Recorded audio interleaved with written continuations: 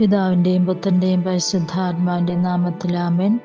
വിശുദ്ധ ലൂക്കാ എഴുതിയ സുവിശേഷം 1-ാം അധ്യായം 26 മുതൽ 38 വരെയുള്ള തിരുവചനങ്ങൾ.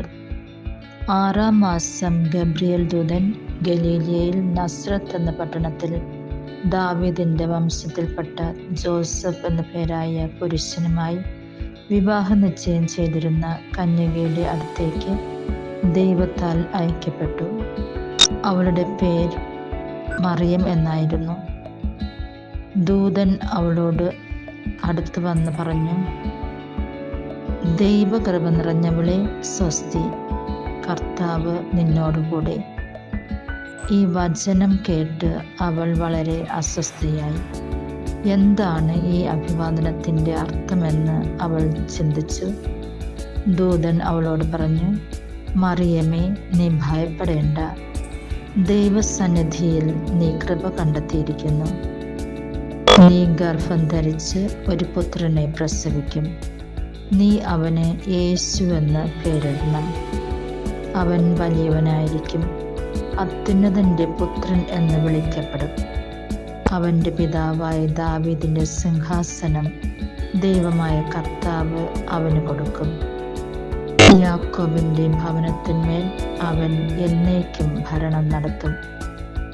അവന്റെ രാജ്യത്തിന് അവസാനമുണ്ടാകുകയില്ല.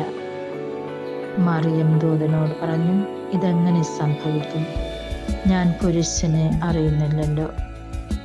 ദൂതൻ മറുപടി പറഞ്ഞു, പരിശുദ്ധാത്മാവ് നിന്റെ മേൽ വരും, അത്യുന്നതന്റെ ശക്തി നിന്റെ മേൽ ആവസിക്കും. ആകയാൽ ജനിക്കാൻ പോകുന്ന ശിശു പരിശുദ്ധൻ, ദൈവപുത്രൻ എന്ന് വിളിക്കപ്പെടും. ഇതാ, നിന്റെ ചാർച്ചക്കാരി വൃദ്ധയായ എലിസബത്തും ഒരു പുത്രനെ ഗർഭം ധരിച്ചിരിക്കുന്നു. വന്ധ്യയെന്ന് പറഞ്ഞിരുന്ന അവൾക്ക് ഇത് 6-ാം മാസമാണ്. ദൈവത്തിന് ഒന്നും അസാധ്യമല്ല. മറിയം പറഞ്ഞു, ഇതാ കർത്താവിൻ്റെ ദാസി, നിന്റെ വാക്ക് എന്നിൽ നിറവേറട്ടെ. അപ്പോൾ ദൂതൻ അവളുടെ മുൻപിൽ നിന്നും മറഞ്ഞു.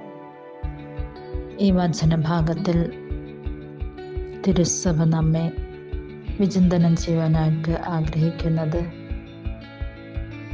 മാതാവ് എപ്രകാരമാണ് ഈശോയെ ഗർഭം ധരിച്ചിരിക്കുന്നു.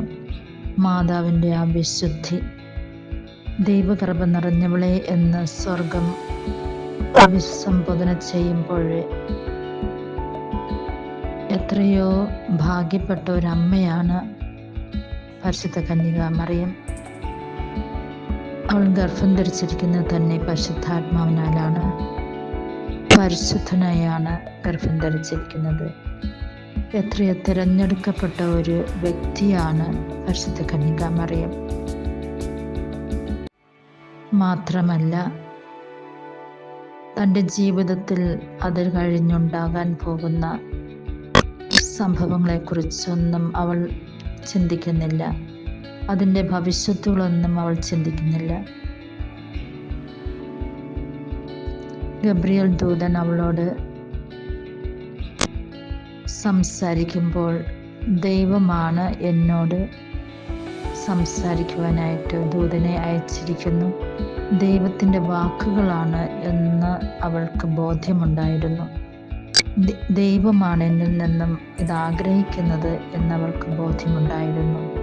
അങ്ങനെ ഇതാ കർത്താവിൻ്റെ ദാസി എന്ന് ദൈവ തിരുമനസ്സിന് മുൻപിൽ അവിടുന്ന് സമർപ്പിക്കുകയാണ് ചെയ്യുന്നത്.